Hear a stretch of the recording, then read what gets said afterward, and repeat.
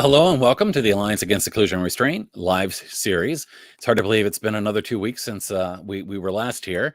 Time is just moving quickly, getting back to school and lots of things happening. So, of course, I am the founder and executive director of the Alliance Against Seclusion and Restraint. I started the Alliance about 2.5 years ago to raise awareness about the issue of restraint and seclusion in schools. That said, we care about a lot more than just restraint and seclusion. It's about restraint, seclusion, suspension, expulsion, corporal punishment, all the things that are often being done to kids rather than working with kids and supporting kids in the name often of behavior. And our mission is really to educate the public and bring people together in changing minds, laws, policies, and practices so that restraint and seclusion are really eliminated and reduced in schools throughout the country and beyond. Our vision is to see safer schools for students, teachers, and staff.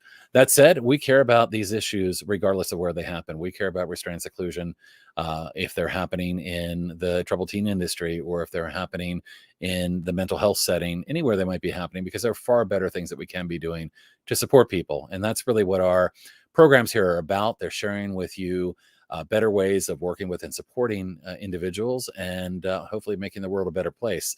So today I am very excited to have Gail Quigley joining us all the way from Australia.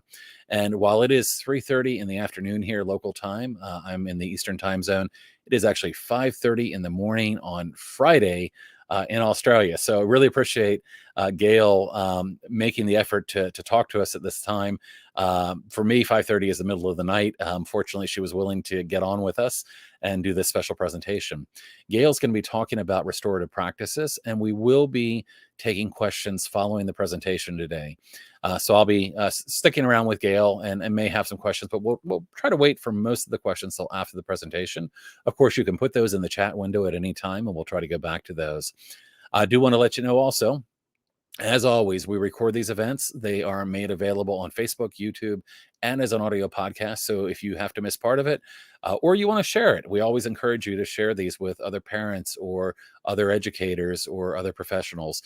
Really can be helpful. So with that, let me go ahead and add Gail here to our stream and give you a brief introduction. As I mentioned, Gail is joining us all the way from Australia, where it's bright and early in the morning. Gail has been a passionate educator for 35 years, working really in a multitude of roles, from teacher to behavior support consultant, head of special needs, before moving into a principal role about 10 years ago.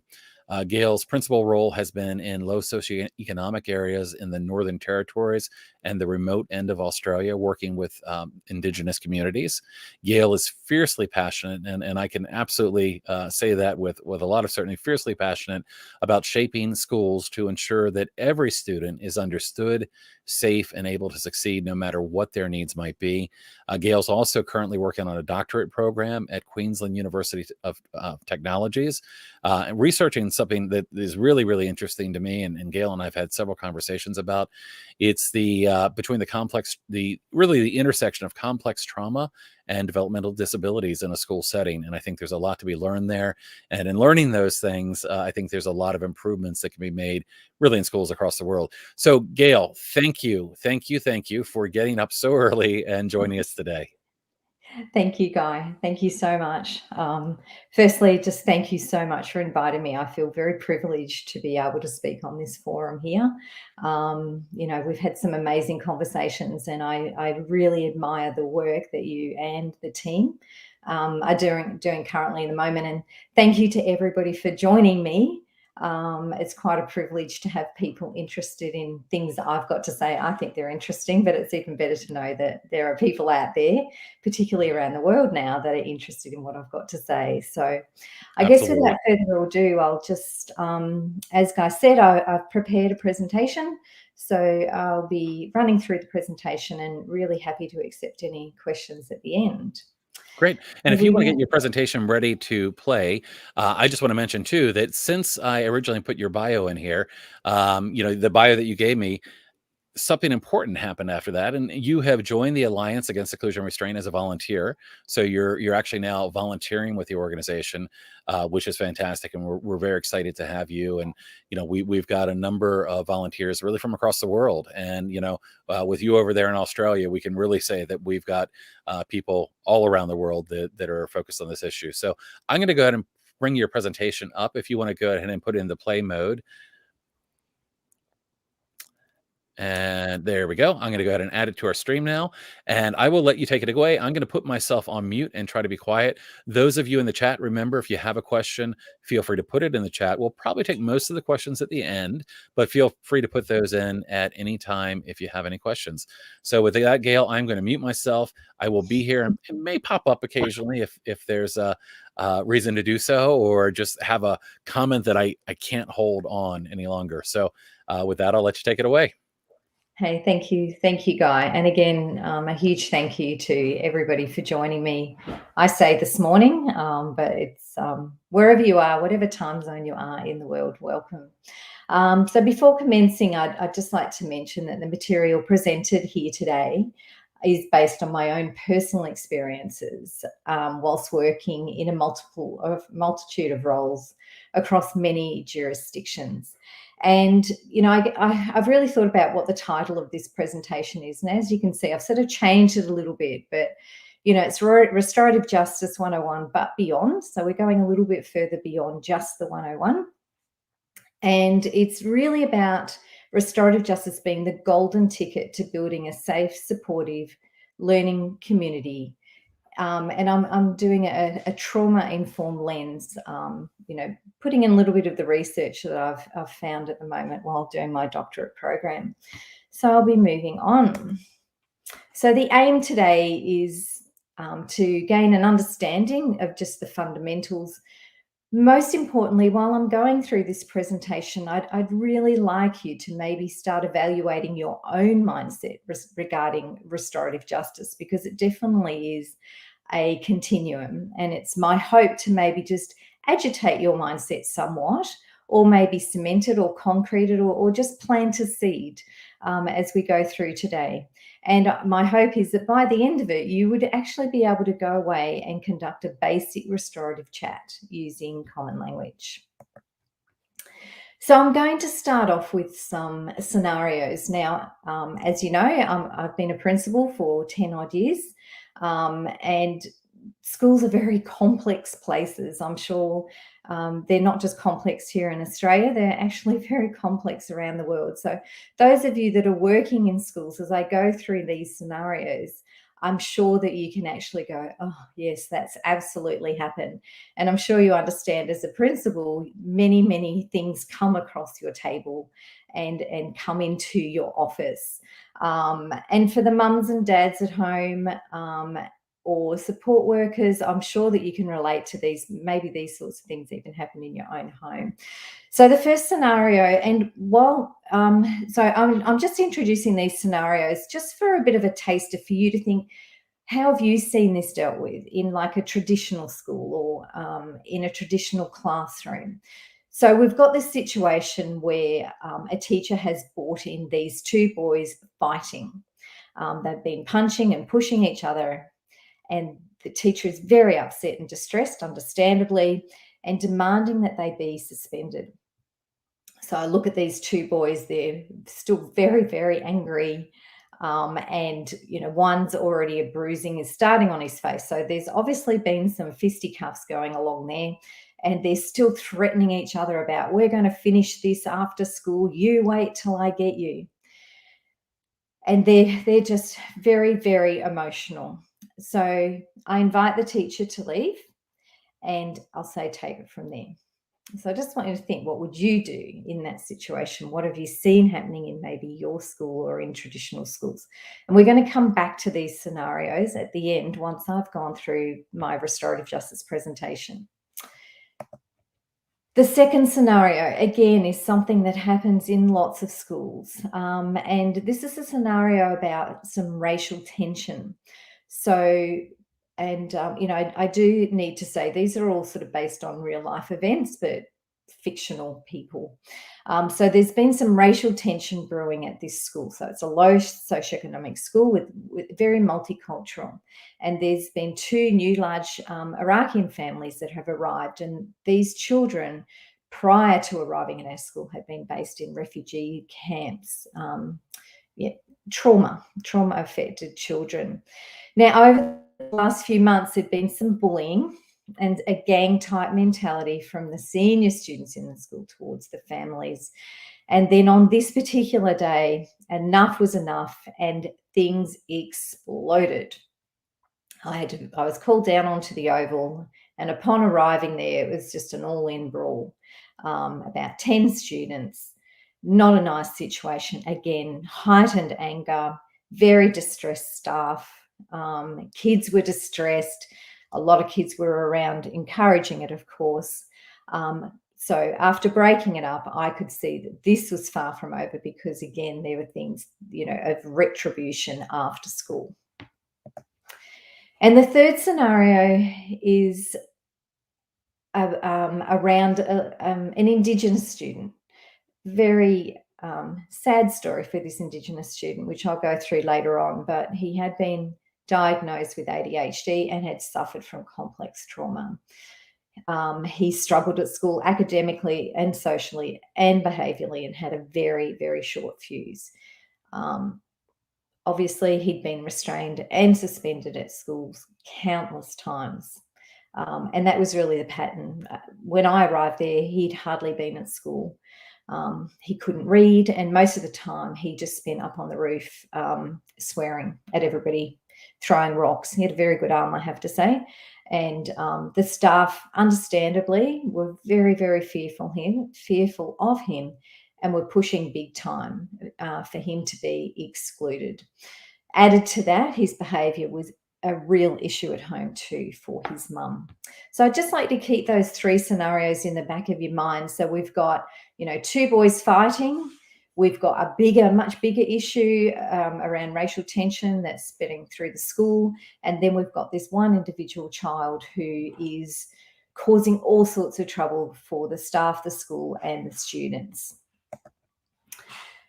So my restorative justice journey, gosh, it started probably 20 years ago. And I guess throughout my teaching career, when I started at the bright young age of 20, I've always been incredibly passionate about social justice and just kids having a voice. 20 years ago, the landscape was, I think, rather different to what it was now. And it was a very punitive, disciplined type of environment in schools. But I always knew that I wanted to do it differently. And even in my early teaching career, I always seemed to get all those so-called naughty kids in my class. And I loved it. I really did. So, when I think back to when this all started, there were two I would call them life-changing events that I attended to. The very first one was I attended some Glasser training, so William Glasser, on control theory. And I'll briefly mention the basic fundamentals of that. And the second life-changing event was doing a restorative practice professional development with the most amazing woman based here in Australia. Her name is Margaret Thorsburn. So she's got some great books out there. Look her up, Google her, join her Facebook. She is simply amazing.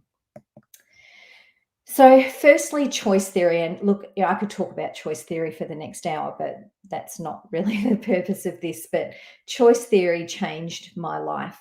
Choice theory has as its roots, believes that you cannot make anybody do something that they don't want to do.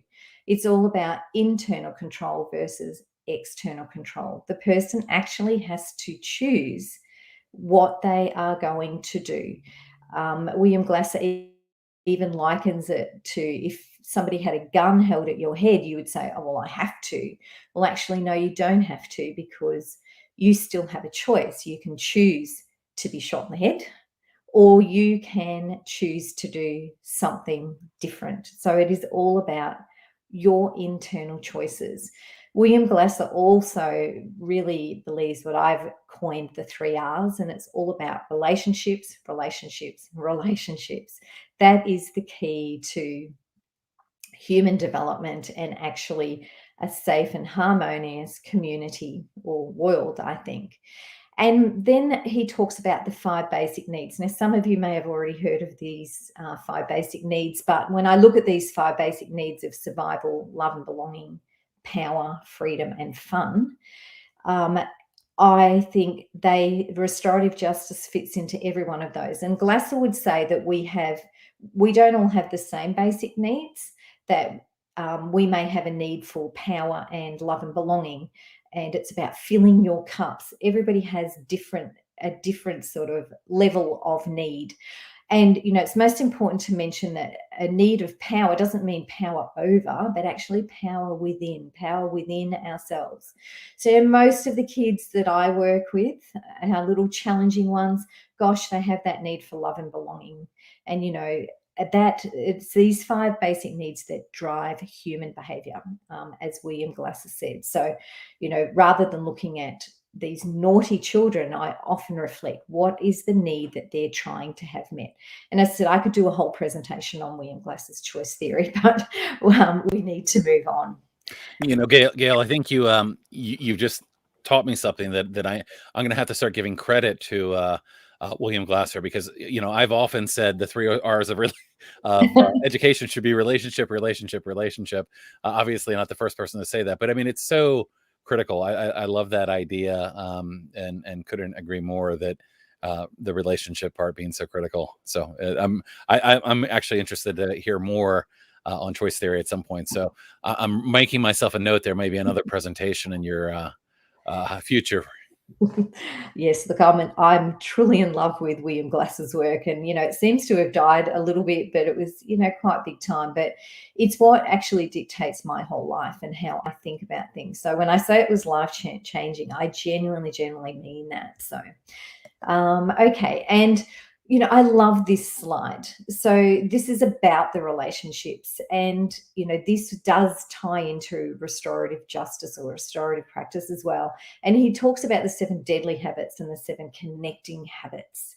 And you look at the ones on the far left, and the criticizing, the blaming, the threatening, the punishing, rewarding, these all sit within a very punitive, traditional school type of setting, even in your own personal life, sometimes, as opposed to the 7 connecting habits of the caring and the listening, the supporting. And as I go through my presentation, you will see that restorative justice ticks every one of those boxes, the listening and the caring.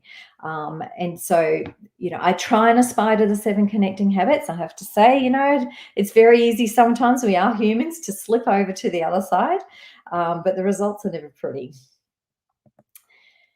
And I really love this saying. So this is from a book. I'd highly recommend it to anybody that's interested in getting into just the basics of restorative practice. And it's called Better Than Carrots or Sticks.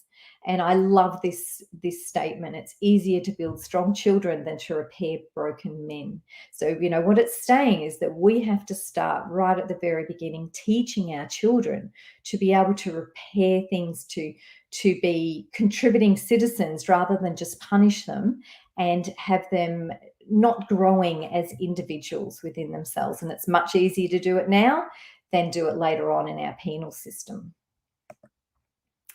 So moving on to restorative justice and the fundamentals, and I'm just going to really flick through these things. But most importantly, and I think this is the most important slide of the whole thing, that it's a values-based philosophy and practice. And it's about putting our values into action. So really, it really does start with the question of, what do you value? Do you value kindness? Do you value respect? Do you value inclusion? Do you value support? It's those values. You've got to dig inside yourself and ask yourself that question. Because if they're the things that you value, then somehow we need to find a different way in schools to do it differently. Because punishment and suspension, exclusion does not value those types of things. And most importantly, and I think this is the biggest takeaway that I'd like you to take away today, it is actually a way of being. It's not a program. Oh, we're not a restorative justice school. People go, oh, yeah, I've done that. It's not a prescribed program. It is a way of being. It permeates through the whole school, through your life, in every conversation, in every action you do. It is a way of being. So you can't say, oh, I've done restorative justice. It doesn't work like that. So these are the basic fundamentals again. So there's a real emphasis on the importance of the positive relationships. So you can see this tie back to William Glasser again. It's about the relationships, and it's a belief that these positive relationships are central to building community. And it actually involves the processes that repair relationships when the harm is done. So, we believe that relationships are the key. Restorative practice is repairing those relationships when harm has occurred. And, when broadly and consistently implemented, it's going to strengthen a positive school culture and enhance pro-social relationships within the school community. And who doesn't want that, really? Because it's good for everyone. This is not just about the kids. This is about the staff. This is everybody that's part of this school community. Restorative practice definitely has the potential to improve staff relationships with each other, with the children, with the parents, staff relationships amongst and beyond and outward as well, past those gates. So restorative practice is all about that. It's a belief that crime and inappropriate behaviour causes harm, and that the injustice should focus on the repairing of that harm caused. So it's not about punishing the offender, but rather what harm has happened and how do we go about repairing that harm. And it has a fundamental belief that the people affected by the harm should have the opportunity to be part of the resolution. Doesn't that actually make sense?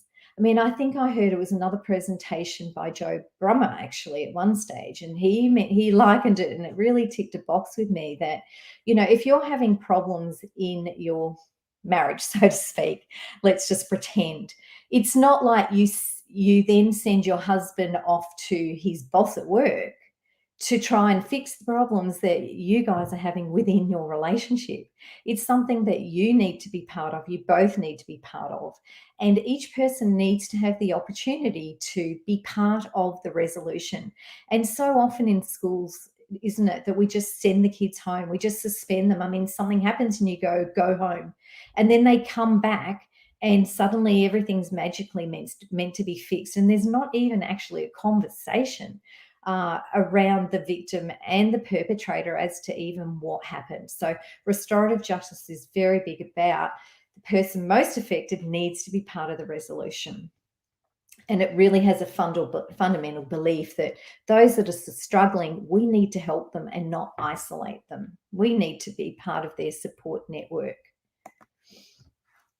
So just really quickly, I won't read that whole thing because everybody can read, but really what's fundamental about it, it's a shift, a total shift away of thinking about that laws are being broken, and whoever broke the law, we just need to punish them for breaking the law. There's a shift towards that there's been harm caused, there's a disagreement, there's conflict. The question asked is, how do we repair this harm? And we need to address the conflict, meet the needs, so that the relationships and the community can be repaired. It's just a different orientation. It really is a total mind shift. And these are the goals. Look, most importantly, I think, I love this first one. It really seeks to redefine justice and how it's done in the world. And it has the power to dismantle racism and inequity. These things are so very close to my heart, not just in a school setting. And you do see restorative justice, in other parts of jurisdictions, I guess. Here in Australia, restorative justice is used a lot now in the penal system, and it is often an alternative to imprisonment, which is very, very exciting. Most of that I've already mentioned. Now, this is a very interesting slide, and this is the social discipline window, and I'll quickly talk you through it. So we've got on the bottom axis support, And then we've got on the left axis control. Restorative practices sit in that blue window there. So if we can just sort of run through the other ones. So, we've got no support and neglectful. So there's no support, but there's also no control. That's not helpful.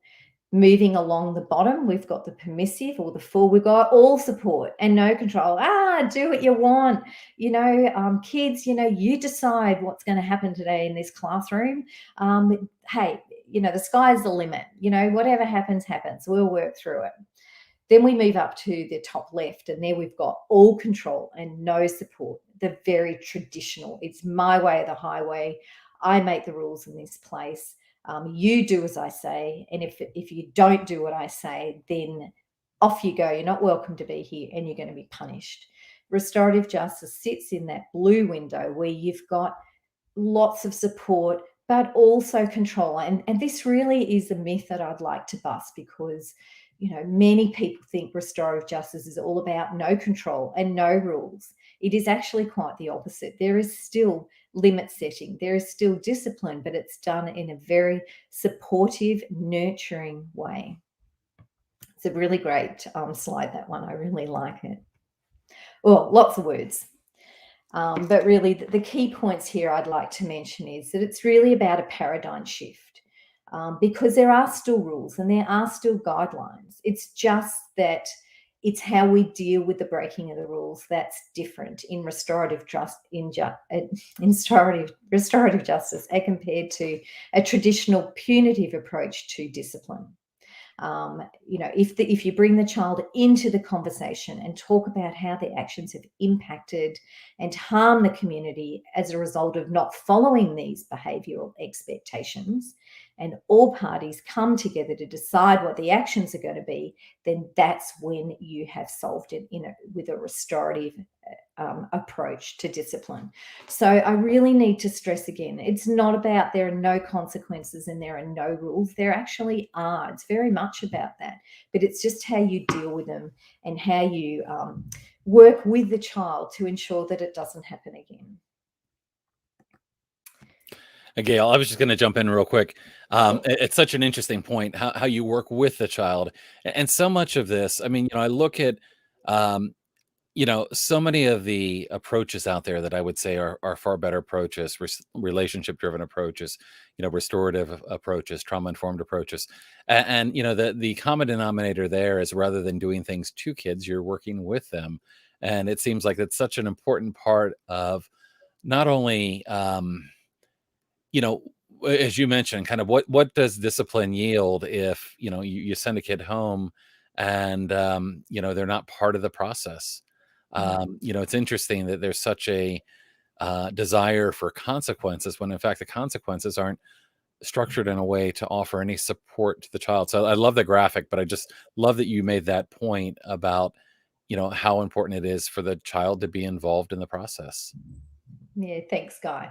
And, look, how many times do we see a child suspended and they just come back to the same situation? It just makes no sense to me that they're just sent away and come back and things are exactly the same. The problem still exists and they haven't grown as a person. I've just seen the most amazing things happen through these restorative practices, of the insight that the actual child gets around how to deal with conflict. And don't we want that?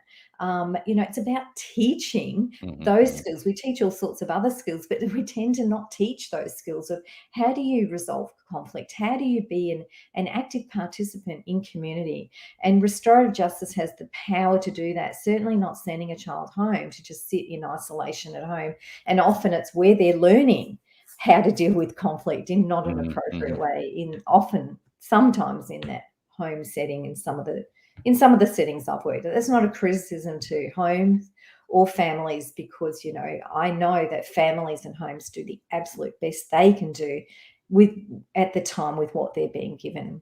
So Mahatma Gandhi, I just love this. An eye for an eye makes the whole world blind. It really sits in nicely. So look, now this is the part of the presentation where I'm just going to flip through a restorative justice conversation and the questions that we ask. And before I do, it's really important to understand the role of the facilitator, so the person that's actually part of this. So say in the example, the first scenario I gave you, I was the facilitator with these two boys. But most important to realize, the problem is the problem, not the person. It's the problem. It's about depersonalizing it. And I love this. I'm always curious. If you get curious about things rather than having a judgmental view, but a genuine curiosity, what's happened here, rather than a judging stance, you'll definitely get far more information than what you need. So there's always a facilitator. It's never done alone. There's always a facilitator there.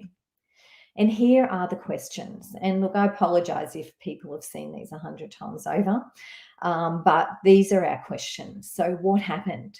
Now, I think about what happened, and it reminds me now, I'm sure that many of you have heard or read Oprah and Bruce Perry's book, and it is titled What Happened? And that just changes the whole stance of the conversation. What happened, rather than what did you do? It makes you curious. So what happened? Get curious. What were you thinking at the time? So it's getting them to look inside themselves.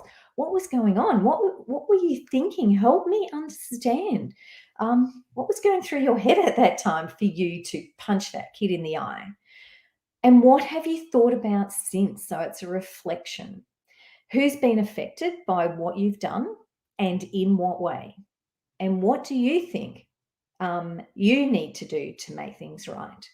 And this is the future part. What would you do differently next time? It's about the future learning. I'm just going to and there's also questions that you ask the victim, slightly different questions. Again, the same question, what happened? And what impact has this had on you? So this is the victim's opportunity to talk about how it's made them feel. It gives a different appreciation for everybody in that room or present to go, oh my goodness, I did not realize that that's what happened. And this one, what's been the hardest part for you, or the hardest thing? And what do you think needs to happen? How different is this to, you look at that scenario and two boys are sent home. None of this happens. There's been no appreciation. The victim doesn't even have a chance to say what they need for themselves to make things right. Now, I'm just going to really quickly unpack these questions, not all of them, but just to give you some alternatives, because sometimes you hit a bit of a brick wall. So again, thinking of those two boys, what happened? And often they say, I don't know, or ask him. And I must say there's a process in all of this too. I don't have the time today to go through the whole process, but there is an exact process. So, you ask all the questions of one person first, and then you ask all the questions of the other person next. So you don't skip and change between all the questions. And look, it's really good too, if at all possible, to have a support person in there for each of the individuals, if that is at all possible. But I'll go through, there's a continuum. So I'll go through that later on about, how big you want to make this, or how small you want to make it, or just a casual conversation. So these are some of the alternatives, which I'm sure you can read through. Always good to have them in your back pocket so it doesn't hit a brick wall. I like I often say, if I was a fly on the wall, what would I have seen happen? It sort of takes it away from the personal and the angry. So there's some alternatives to what happened. And for students that are affected by trauma, because as Guy mentioned, I am doing my doctorate on the most fascinating of studies, the intersection between complex trauma and disability. So I've tried to build in a bit of a trauma flavour. And in doing so, I'd really like to acknowledge my supervisors, Dr. Judith Howard and Dr. Lyra Estrange from QUT, who have really grown my thinking around trauma. Obviously, there's not enough time to go through it today, but so trauma kids, it's when did this happen? Depersonalize it, or where? Ask those sort of things first, rather than getting them to look inside themselves, which can often trigger those same fight, flight, or freeze type of emotions. And then you can move on to what happened. So what were you thinking? So that was the second question. What was going through your mind? So you can see that there. What's going through your mind? What did you hope was going to happen? Tell me, what made you decide to do that? Or looking back on this, what do you think now? So there's lots and lots of, and there's so many resources out there about these types of questions. These are just sort of my other thoughts that I've sort of had along the way. And so the third most powerful question is, who has been affected? Now, this is probably the crux of it, but probably the most difficult, because 9 times out of 10, and I'm speaking children because they're the ones I've had the most experience with, say, I don't know, him. Well, no, actually, not just him. I need you to think bigger than that. And this is so powerful, because this is where children learn to realize their behavior doesn't just affect one person, it actually has a ripple effect. It affects so many other people. So you often have to prompt in this area. And, it might be something like, well, what would your mum and dad think? Or how would it affect your mum and dad if I was to tell them? That's often when the tears start, I have to say. So mums and dads out there, you're very important to your children. They really do care what you think. So there's often the tears, and what about me? I'm sitting here. Do you think this is where I'd like to be? So you've really, really got to unpack that. Keep digging. Don't let it stop until you've got all the answers that you want.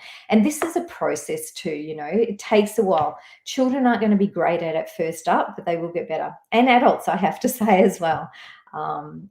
It's a learning process.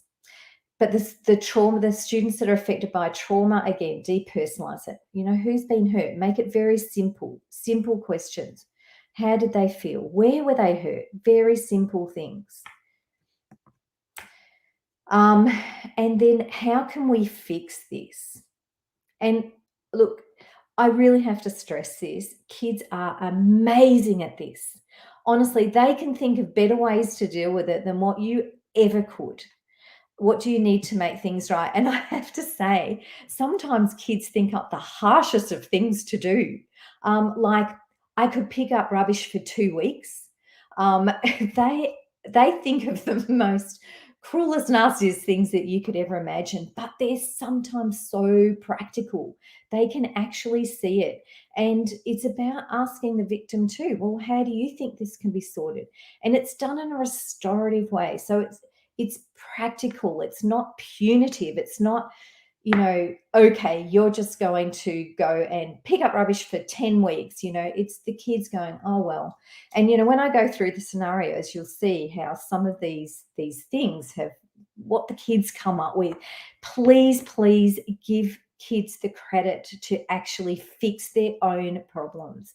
Because again, this is the learning. This is where it all happens. This is them growing and maturing as well. So yes, and definitely the future learning. What are you going to do differently next time? It's learning from what they've done. I often do this, if there has been a suspension, and, look, let's face it, it's not all Pollyanna. There are times where suspensions are the best thing to happen. I don't like to call them suspensions. I just say, it's just time out. And often schools do need to have time out from each other, time to let things settle, time out to come up with another plan of how we're going to support this child.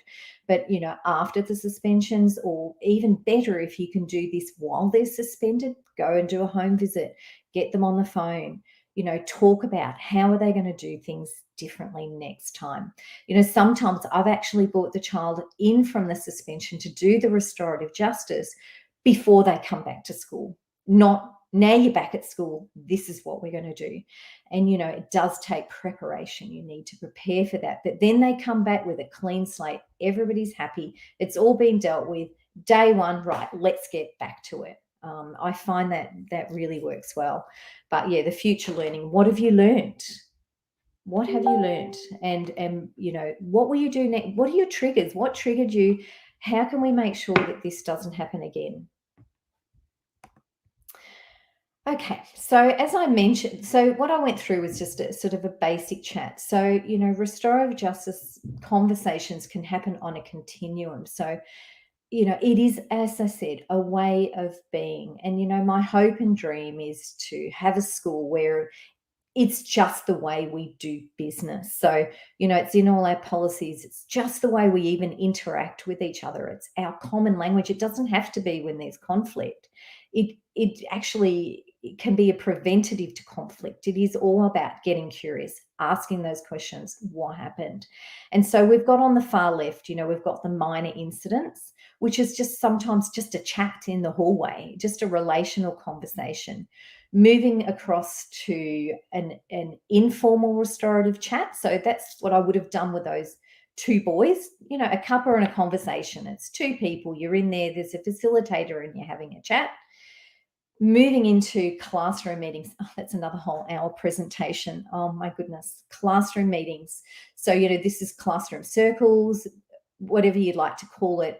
It's a daily practice where children sit in a circle and we have these restorative conversations. The children are part of the thing. If there's a child that's not coping in the classroom, often we'll send them off somewhere and we'll have a chat about what's happening for this person, how have you been impacted, but how are they impacted? And it's the classroom gaining an understanding and coming up. Sometimes the person's in there too, but it's the classroom because they're the community and they're healing circles. They decide the consequences. I remember doing one for a classroom teacher and she's having all sorts of problems. The kids were, she was having difficulty managing behavior, etc. And I actually came in and facilitated a classroom meeting with the teacher being in the room and all the kids.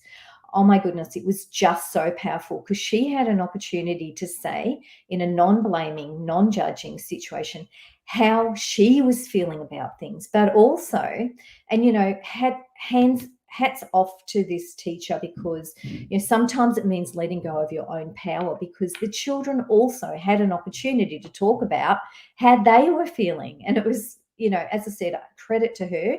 And they were saying things like, but we think you're unfair, because the girls always get chosen for all the special jobs and we don't. So it was so powerful. But rather than just coming in and laying down the law and going, right, you lot, and putting in all sorts of like punishment plans and ticks on the board and, 3 strikes and you're out type of stuff. This was a classroom meeting and I never had another problem. You always had your one-on-one problems, but it was so enlightening for the teacher. It was reflection on her own practice, but also enlightenment for the kids too, to understand that their behaviours are having a massive impact on their peers and on the teacher as well. And then we move right over to a very formal restorative chat where it's also all organised, all the participants are briefed prior. There's lots of people, involved. And then the formal conference, and I have done a couple of these where, you may have up to 10 people and it may take 2 or 3 hours. That's, where it's a very big thing, like, stealing or something has happened. The parents are involved. You've got your guidance officer from the school involved. You might have the classroom teacher. You sometimes even call the police services in or whatever else. So you can see there's a whole gamut of the way this can be used. It is a whole way of being. I know I keep saying that, but it is. This is important. It has to be at the right time. Everybody has to be ready for this. Are you ready? So it is often about preparing beforehand, depending, if it's just a one-on-one, no. But it's also about the staff knowing about restorative justice and what it is. So it takes a lot of whole school implementation, which again, I probably don't have the time to go through today, but I do have some challenges that I've faced later on in my presentation about the whole school. But everyone has to sort of do it this way, I guess. But, if you're heading into a restorative chat, there has to be a self-check. But asking, when is a good time? Is it now? Or is it later? Hey, isn't that something a bit different? Go away, cool down, come back later. Doesn't mean it's not going to happen. It doesn't mean that there's not going to be a consequence. It just means that it needs to be at the right time. Is the person calm enough? Oh my goodness, how often this is going to be happening. What happened? The child's off. It starts that whole cycle again of trauma. They off there like a frog in a sock, and suddenly you're having to suspend because you haven't chosen the right moment. So are all parties ready to talk about what's happened? And there's a slide, next slide, that'll really help picking the right time. And, is it going to make it worse by bringing these students together? Because sometimes it can. Sometimes it's better to talk to them separately, first of all, and go through those questions. And then at a later time, bring them together. You've just got to ask yourself, is this going to make things better or worse right now? Even with your partner at home, is what I'm about to say going to make things better or worse? Is now the time, or do I need to have a 5-minute timeout so that we can do this at a different time? Where are you going to do this? Certainly not in the hallway. It's about the privacy. I've actually done some of these conferences off-site if I've had to, particularly if it's around staff. It's just not a good look to do it where everyone can hear. And has the purpose been explained before asking these questions? And Mark Thorsburn has a great book on it, but it's really important to emphasize with them, there's no blame here. This is not about trying to find out who was wrong or who was right. It's just trying to find out what has happened and how we can fix this. And then there's the after, and often it's very, very important to do a debrief. So, if there are staff involved in this, sometimes it's really important to go and do a debrief and do a follow-up, because a word of warning, these can be incredibly emotional. I remember one restorative chat I did, it was 2 young girls and they stole from the school library. And I decided to do a conference and bring the parents in as well. And I can tell you at the end of it, we were all crying. I was crying as a facilitator. The parents were crying. The kids were crying. They can become very, very emotional. So it is really important as the facilitator that you are able to debrief with someone, but also offer that debriefing support for anyone that's involved in it. And this is what I was talking about. So this is sort of more about the children that have suffered complex trauma, but you can see the purple line is the adrenaline and the yellow line is the cortisol. And, think back to any incident that you deal with. So you've got the peak and the child starting to come down. And I've been guilty of this too, actually. I actually didn't know this. And often you go, okay, they're calm now, and you're down in that first dip. I'm going to start talking about what's happened. Even a restorative justice, what's happened, or, and but you've still got the cortisol running through the child's body. And so it has the potential to actually escalate, get the adrenaline flowing and escalate that situation again. So it's very wise to choose the right time when the cortisol is starting to leave their body. So as I said, it can often be, look, sometimes it can even be the next day. Sometimes it can be, look, you just need to, you don't return them obviously to the situation, but sometimes it is, look, you just need to go home for the day and let's come back tomorrow and talk about this, if it's a really, really tricky situation. So now I'm just going to dig a little deeper, and I'm just going to really touch on these because it is, some quite theoretical stuff, but it's just a bit of a taster and to build a bit of an awareness of some deeper theories, I guess, behind restorative justice. So a theoretical perspective. So these are the 2 theories that I'm actually using in my research at the moment. And look, sorry, I'm not going to sort of, blow your brains out with it because it took me a long time to get my head around it. But there's 2 theories that I think really pertain to restorative practices. So there's the Bronfen-Brenner ecological systems theory. What a mouthful. And social constructionism. And, in the light of restorative practice, I think, you can definitely tie these together. So I'm just going to quickly touch on those. I love this. I love this for all sorts of reasons. I think this is just another one of my Glasser moments in the fact that Bronfenbrenner believes that, you know, a child, so you look in the very center there, there's the individual. I talk about a child because it's a child, and it's about a child developing. And Bronfenbrenner's theory believes that a child develops within an ecosystem, that they don't just develop. So it's about that whole nature nurture debate. You know, yes, they're born with the genes they are, but it's the ecological system that sits around the outside of that, like a set of Russian dolls, he likens it. And so you've got these things growing out further and further. And so you've got your microsystem right in the middle there. That's your immediate setting. So that's in the classroom. That's the teacher and the student. There's the students within themselves.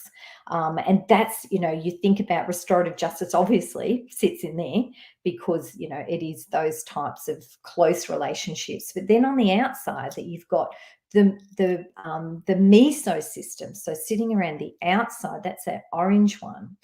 Sorry, the microsystem, that purple one, is the relationships with everybody within each other. So, hey, how's that? You know, the teacher with the parent, the teacher with the teachers, the teacher with the student.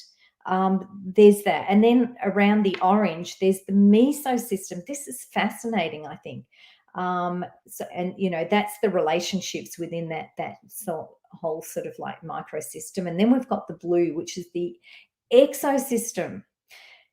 And this is a system that the children aren't even part of, but it does have an effect on their development. So it might be the parent's workplace, or something that's happening actually with the teacher at home that they've brought into the classroom. And then we've got the macro systems, and that's all the policies that are developed within the school, but, you know, also within government and even cultures.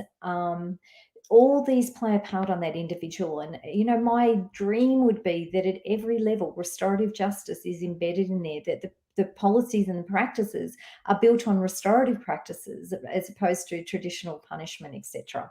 So, look, that's just a taster. I'm sorry. I just had to throw it in because it's, go and have a look at Bronfenbrenner. It's fantastic. And then we've got social constructionism. And quite simply, social constructionism is all about believing that there is no reality, that our realities sit within our perception, and we construct and co-construct our realities, and it's through the conversations that these happen. So thinking back to restorative practices, you know, what's happened? How has this impacted you? The things that come out is enlightenment for kids to go, oh, I didn't know that. And so, you know, I think it's also having those conversations around these key terms of punishment. What is punishment? What is discipline? What is inclusion and exclusions? It's having those, because that's how policies are constructed, through that social constructionism. So, you know, I just wanted to talk about those two things. And look, just really, really quickly, some stuff around complex trauma. You know, mind-blowing. Nadine Burke-Harris, if you haven't heard her TED Talk, you must hear it. But in her research, she has found that children who have suffered complex trauma are 32.6 times more likely to have learning and behaviour problems in school. And there's a point to all of this, and I'll in my next slide you'll see. But this complex trauma can affect the child's ability to learn, form relationships, and manage feelings and behaviour. And in turn, that has a profound effect on the whole school community.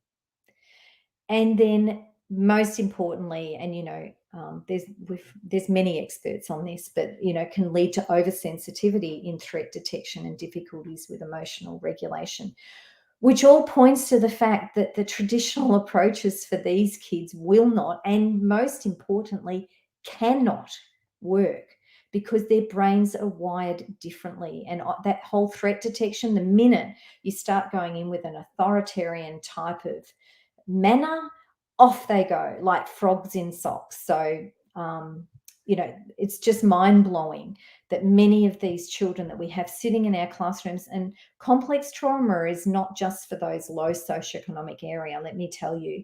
It is prevalent in every school, no matter what school. This is everybody's type of business. And this is my parody. So this is what I've always grappled with, that why is it that the children that really need the most support and understanding are the ones that often get treated with that whole one-size-fits-all punitive type of approach.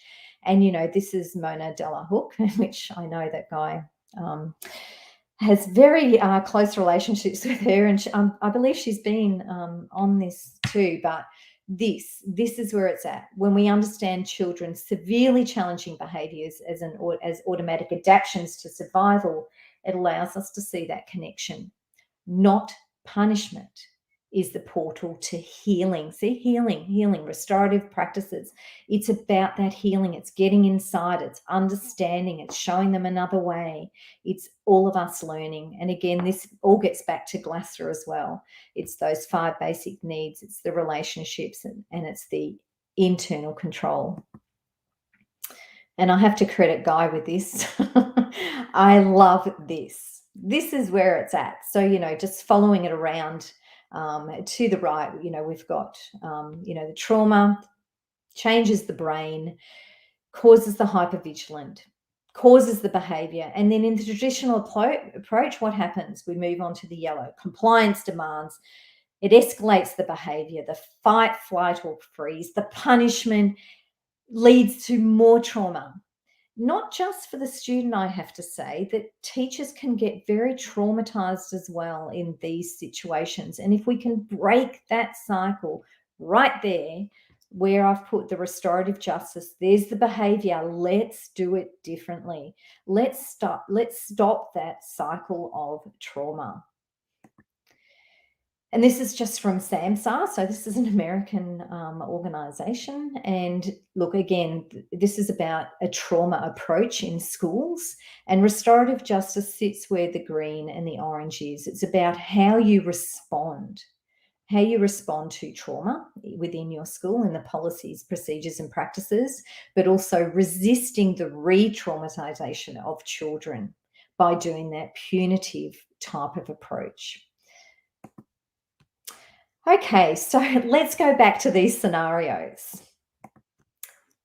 Okay, so here we've got the boys having a big punch on, and they're in my office. Okay, now let's just look at one way that I could have dealt with that. And I could have said, right, that's it. You know the rules in this school, boys. What's the rules? No fighting. Right, you've broken the rules. What happens when you break the rules? We get into trouble. Yep, big trouble. I'm going to ring your parents and you're going home. Done. Come back in 3 days' time. What has that solved? What could happen when they come back? I can guarantee you what will happen is they'll be fighting again as soon as they get back. Nothing has been fixed. So what I did with these boys is I did a very simple restorative practice, and we went through what happened. And they both, chatted about what happened. To cut a very long story short, this is what actually had happened while they were talking to each other. What had happened is the day before, it'd been going on. There'd been some name calling at the school. So the boys went home and told their parents. Now, the dads being very brave, one of the dads, I'm going to go and sort this kid out, son. Watch how it's done. So after school, the boy gets picked up from his dad, and the boy is sitting in the car with his dad waiting to move on. And this other boy's dad comes up to the window and starts to threaten the boy sitting in the seat. You need to leave my son alone and stop saying these things. What does the dad do? Hey, you don't speak to my son like that. If you keep speaking like that, I'm going to come and knock your block off, and watch out. You know that sort of man versus man type of thing. Very restorative. And so I didn't know any of this. So what happened is that the boys then got very, very angry at each other because of their dads. And so they started to talk about all of this. And the most powerful moment was when the boy was saying, but I felt really, really scared when your dad came over to the car. And the other boy said, so did I. I felt really scared about my dad doing that, and I felt so bad. And suddenly there was just this moment where these boys went, "Oh my goodness, we both feel the same way." And this whole conversation started, and it was so funny at the end because one of their things that should happen is that they wanted their dads to come in and do a restorative chat with me so that they could actually learn a better way of doing things. And so, look, that was a great story. Those boys became really, really good friends. There was no suspension. There was actually, oh, that's right. The consequence they came up with that they had to do nice things to each other for 2 days. So they were almost like each other's slaves. And as I said, kids come up with the best things. So that was the first scenario, a very happy ending and a learning by all. And then, of course, I went to the staff member and explained what had happened. What would have been more powerful, I think, now on reflection, is to have the staff member sitting in with that restorative conference. I didn't do that, but this is a learning for me too. That would have been incredibly powerful. And maybe the next step could be to have those dads in. I didn't actually go that far, but it's time consuming to do that. Scenario 2, this is the racial tension. Oh my goodness, this is a crying moment. I did a much bigger restorative conference there. So I got in a respected type of elder from the Islamic community to come in. There was the guidance officer in this as well. There was a couple of classroom teachers as a support, and we did a more formal conference with this one. It was quite bigger. It went for a couple of hours, but oh my goodness, the understandings these kids had an opportunity to talk about what their life was in the refugee camp and how it's kind of made them feel and how they felt when they were being bullied and their life in general. And that was just such an understanding for these kids that have never experienced anything like that. And there was such an empathy. And at the end of it, the leader of the Islamic, he was sort of like the boss of the family.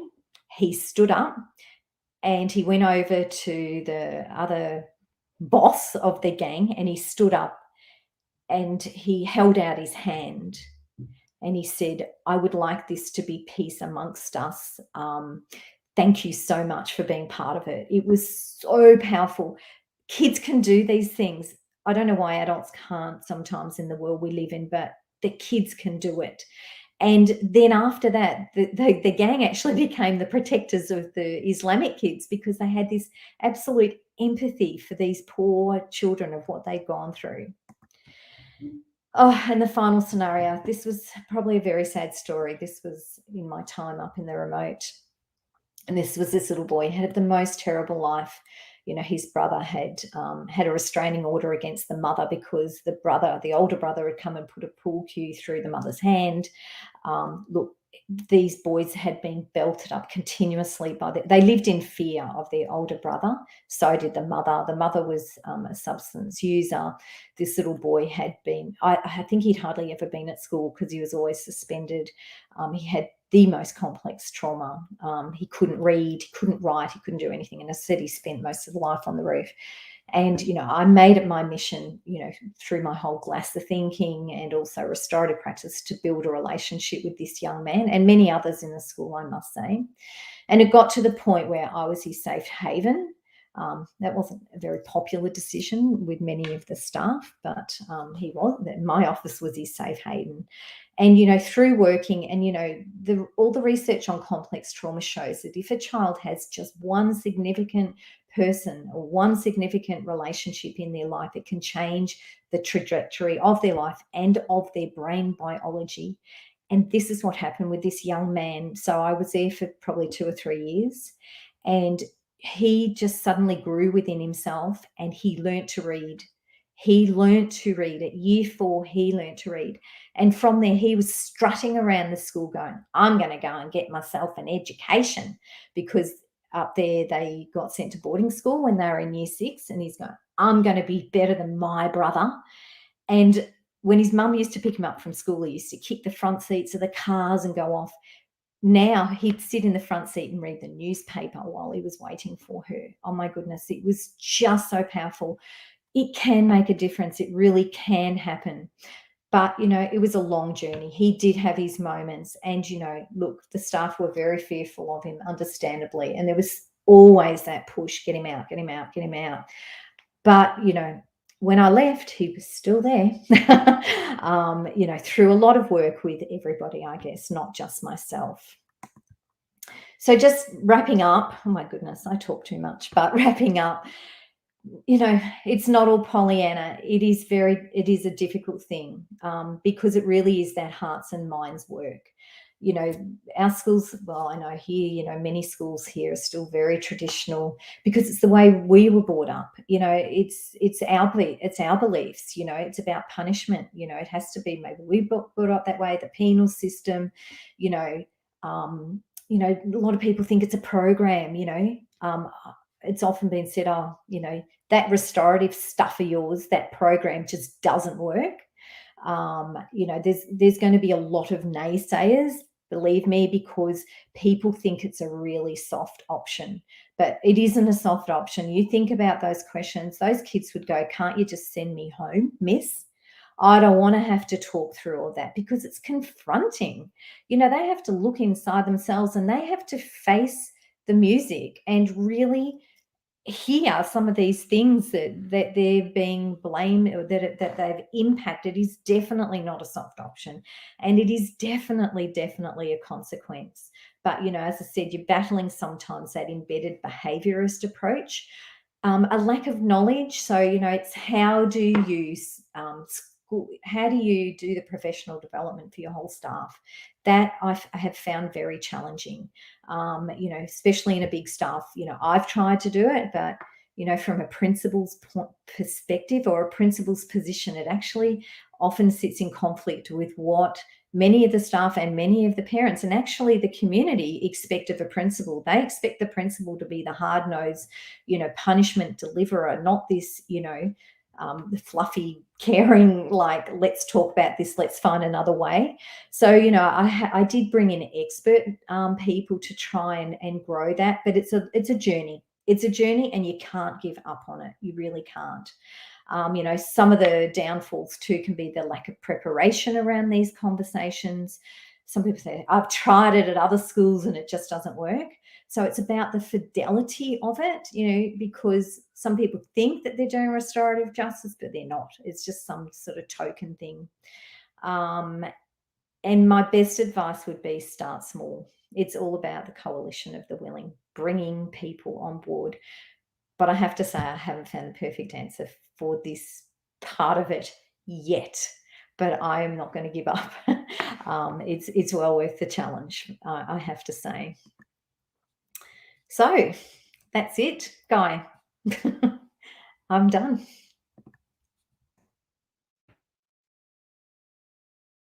I should really unmute before I start talking, right? Sorry about that. I went ahead and removed your presentation, so it's just you and I Oh, now, so you can feel free to close your PowerPoint. And I want to let people know that are watching, if you would like to ask a question, feel free to put a question in the chat, and we will try to have Gail to get through a couple questions before we wrap up here. And of course, I'll start with a couple of questions and comments. Well, actually, let me get the one that I saw already here. This was from Teresa. She said, let's see, here it is. So restorative justice also develop lagging social and emotional skills that lead to disciplinary concerns. How is this not a win for all involved? So it sounds like Teresa's getting to that point of, like, kids actually are able to learn skills during this process. What's your experience with that? Oh, 100%. Because the more you do with this, either as the victim or as the perpetrator, they have this incredible knowing and understanding that conflict doesn't always have to be this yelling and screaming and shouting, and they actually learn the language. It's about the language. It's using those sorts of languages of what do you think? How do you feel? It's growing that emotional literacy as well. So without a doubt, and the more they do these things, they know the whole spiel. And often you'll find kids just doing it naturally in the end, and staff. It's not just about the kids. It is growing that emotional literacy too. Mhm, mhm, I don't mhm. know if that answers that question, Yeah, but and, I mean, it seems to me that, like some of the other things that we find that work that are really centered on relationships and problem solving, and it seems to me that you're modeling also the skills of how to deal with conflict or how to deal with mm, problems.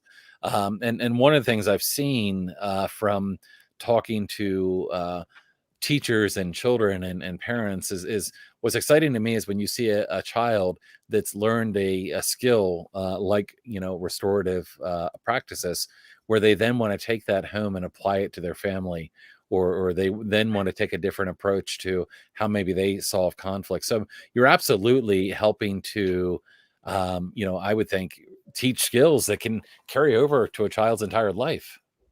yeah, definitely.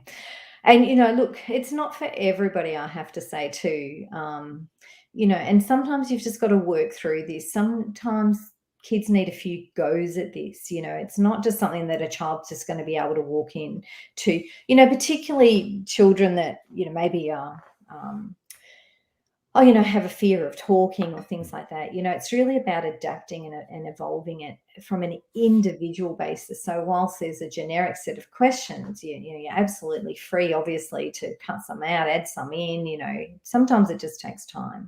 Yeah, and that actually really works well with this question came up, which is how much can we change the question to meet Mhm. different cognitive levels of children? And I'm even thinking about, for instance, non-speaking children, or how you might approach this in working with kind of a variety of neurodiverse children as well.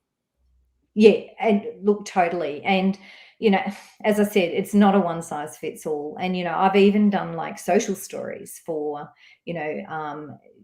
children with autism. And, yes, yeah, you sometimes just got to simplify things, um, and do a very abridged version. But I think, again, I go back to the point, it's a way of being.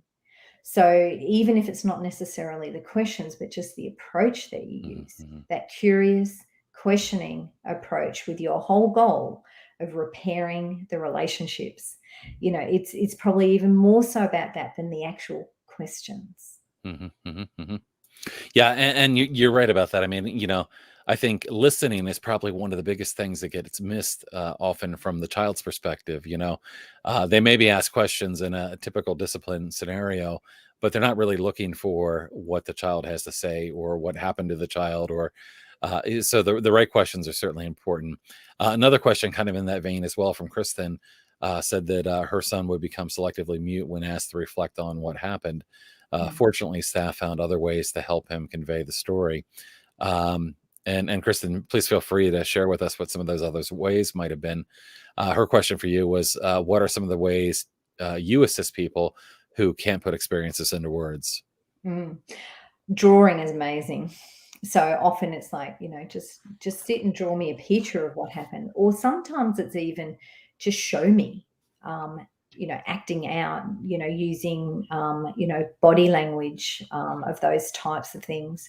Sometimes it can even be, often I've sent them home and their parents can actually then get the story more so than say in a school setting, and maybe they can record it for the child. So it doesn't have to happen then and then.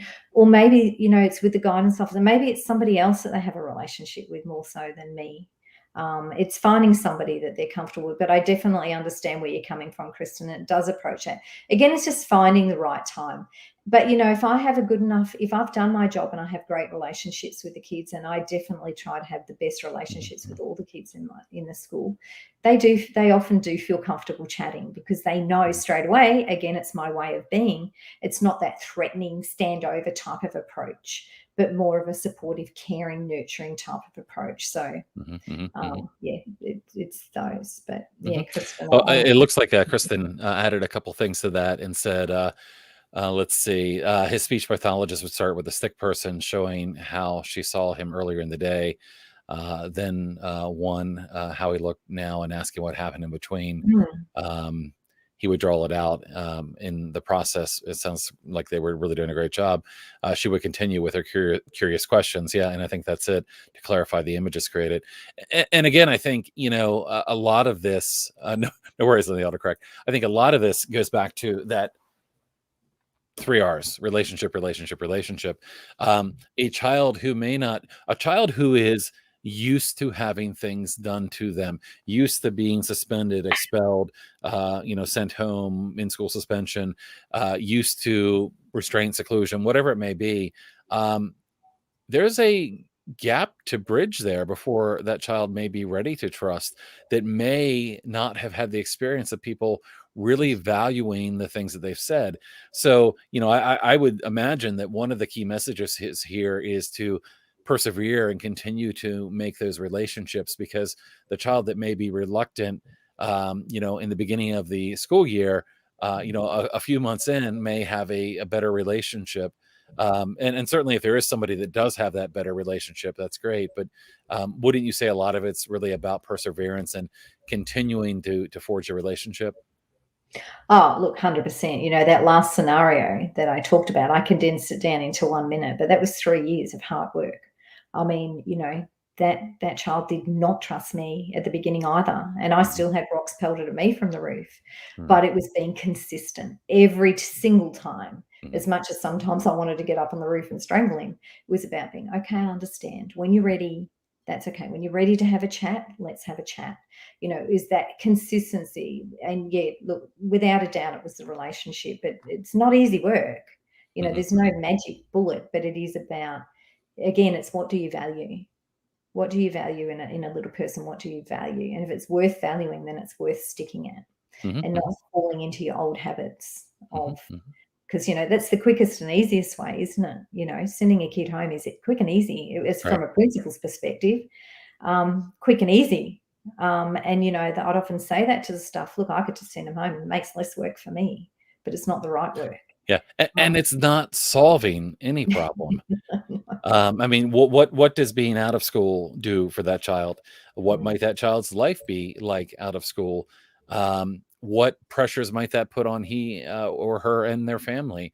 I mean, there's a lot of things that's not solving. And of course, that's the point here, is with restorative approaches, is to let's understand why things happen, how people felt, and help them to solve the problems that are affecting their lives. mm. And you're Uh, right. Yeah. Oh, sorry. Go oh, ahead. go ahead. I'm sorry. No, no.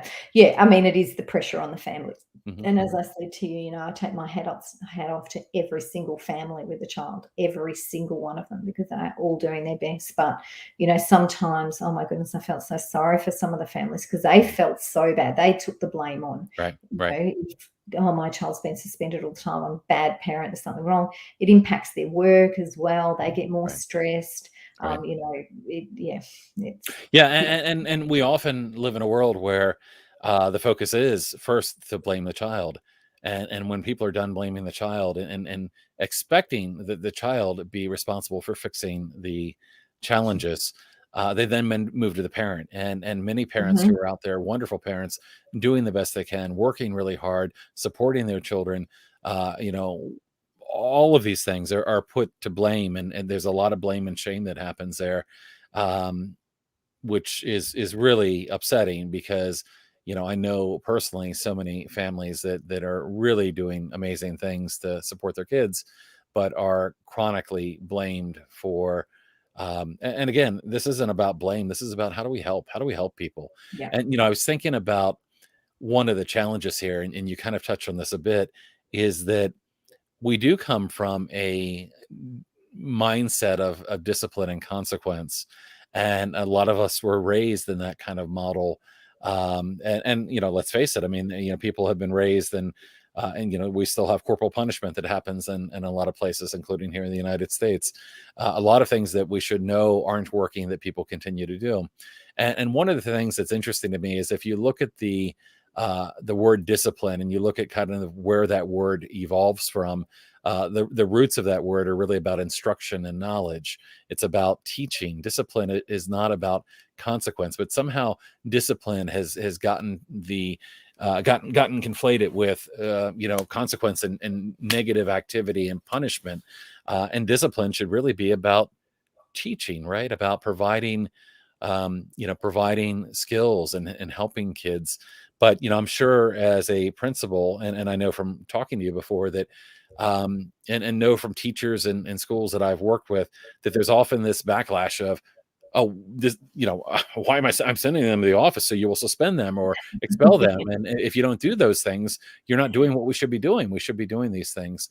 How do we change those mindsets and get people to look at discipline as, teaching kids and helping them develop the skills to be successful humans?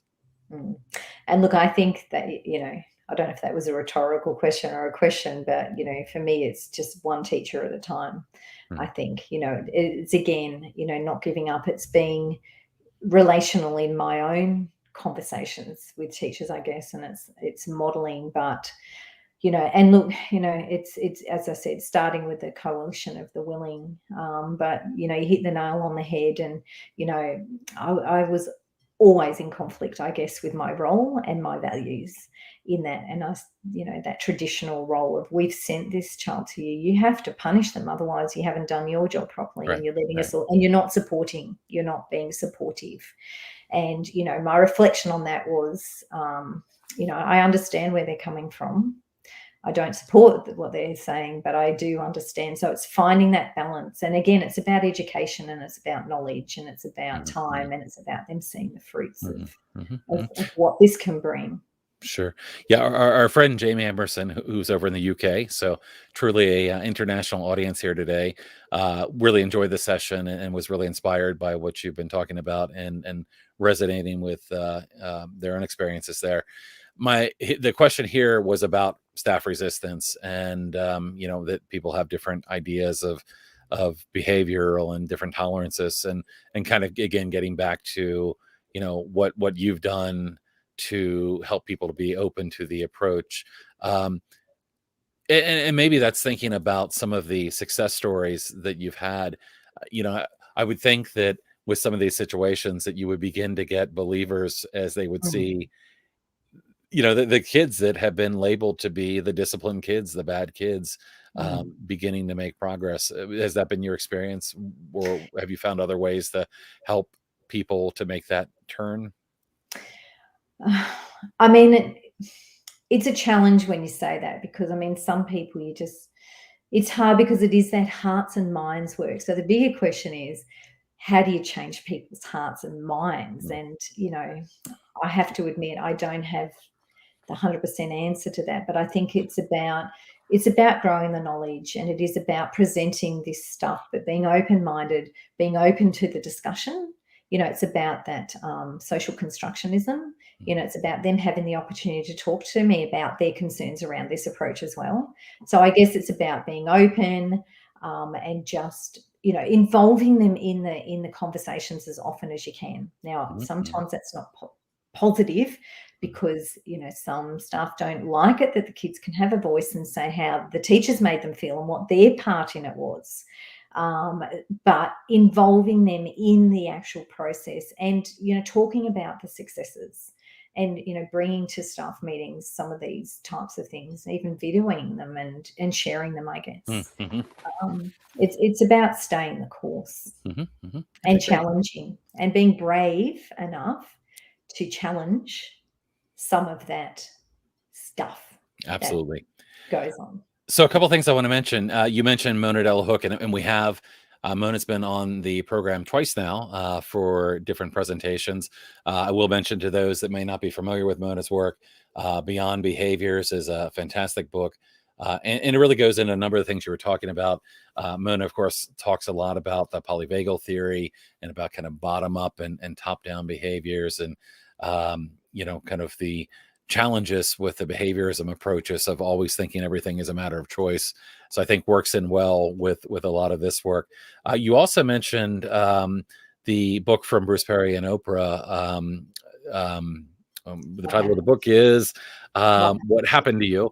I was losing it there, which I think we both talked about that we're both have been reading. And I'm going to share a little bit of news here, but maybe just unofficially, we're talking about doing a book study in the Alliance, and you were going to host that related to the book, What Happened to You.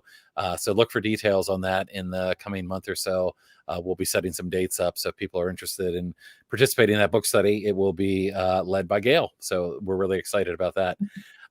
So at this point, we're just about out of time here, but I want to give you an opportunity if there's any kind of final words or wisdom or advice you'd like to offer our listeners as we wrap things up.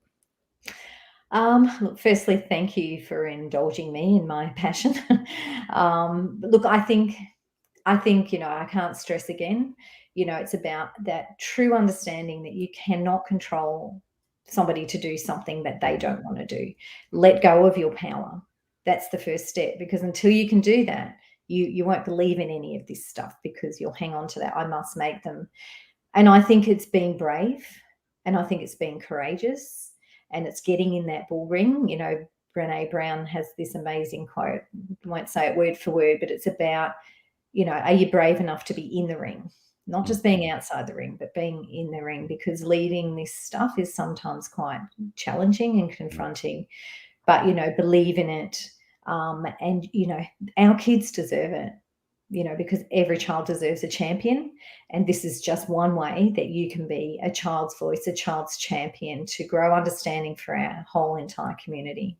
Mm-hmm. And, I'm more than happy for people to email me as well, Guy. Oh, that's fantastic. And I know we had a question about the slides, and I did remind people that the entire presentation will be available on YouTube and Facebook and as an audio podcast. But if somebody was interested in your slides, can that be made available? 100%. Or okay, so they can, Yeah, if they they email can me. and Yeah. I will Okay. email it on. Okay. Absolutely.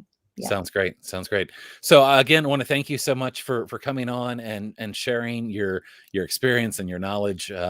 Whether we're talking one-on-one or doing something like this, I always find your work really inspiring, and really appreciate all that you've done in your career. And we're getting some nice comments here, about your presentation. So thank you so much, and I will talk to you again very soon. And we'll be looking, and we already got somebody excited about the book study, by the way. Looking forward to that. But thank you so much, Gail, and I will let you go. We have a couple of quick announcements here, but again, thank you so much, and we'll see you again next time. And thank you for the privilege. Thank you. All right. So thank you so much for joining us today. I did have a quick announcement regarding next time. And Kristen, I see you're excited about the book study. I am too. We'll have details on that on the Alliance. Probably on the Facebook page is the best place to find that information. So feel free to reach out or just follow us there. Do want to mention we've got another presentation coming up again in 2 weeks. So we do these every 2 weeks. 2 weeks from now, we're going to be talking to Julie Roberts. Julie Roberts is the founder of the Therapist Neurodiversity Collective, a group of therapists that are really supportive not only of neurodiversity, but very respectful and working with people in ways that are very supportive. And they've got a great group of OTs and speech pathologists and others that are part of this collective. And Julie's going to talk to us about shifting therapies towards empathetic and respectful neurodiversity paradigm. That should be really exciting as well. So be sure to join us again in 2 weeks. So thank you all for joining us today. Look forward to seeing you again soon. Feel free to stay in touch with us on our Facebook. We're also on Twitter and Instagram and elsewhere. And as always, if there's anything we can do to help, please feel free to reach out. Thank you, and have a good afternoon or morning. In the case of Australia, I think it's now almost 7 o'clock in the morning. So I thank Gail for being willing to participate so early. Thanks so much.